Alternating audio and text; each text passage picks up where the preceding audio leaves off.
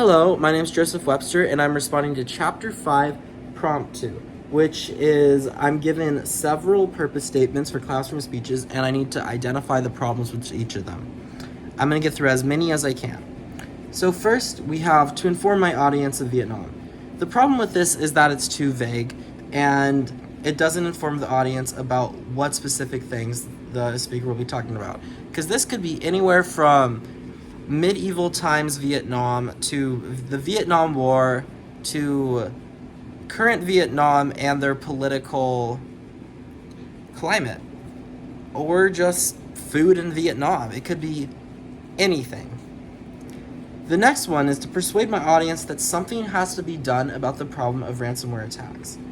Now, the speaker does say, I want to persuade my audience of, which is good because it's telling us what type of speech it's going to be.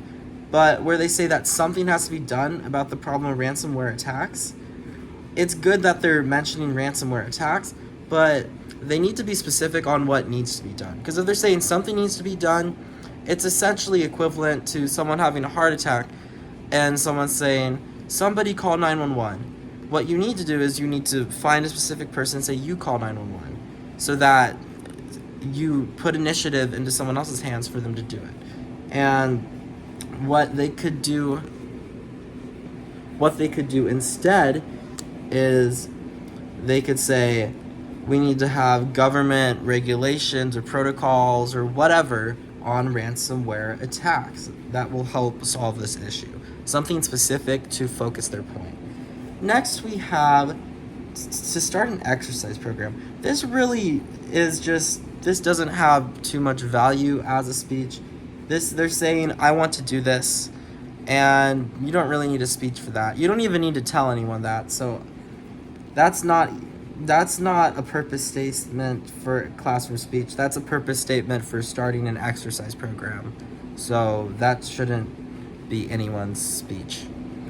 The next one is to inform my audience why arbitrage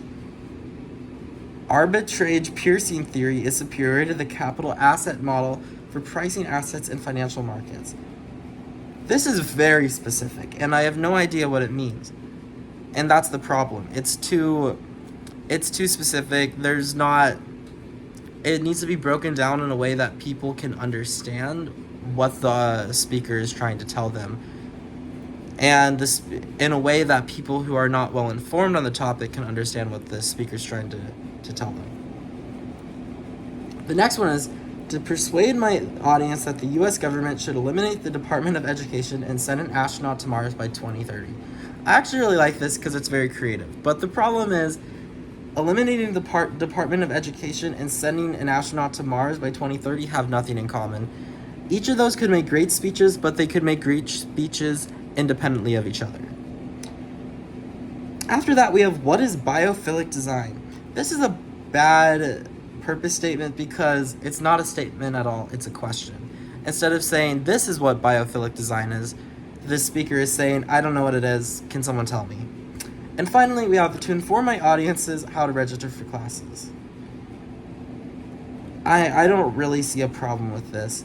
Their purpose statement is they're going to inform their audiences on how to register for classes. So as long as they inform and give a thorough breakdown on how to register for classes for whatever school they're part of, I don't see a problem with that.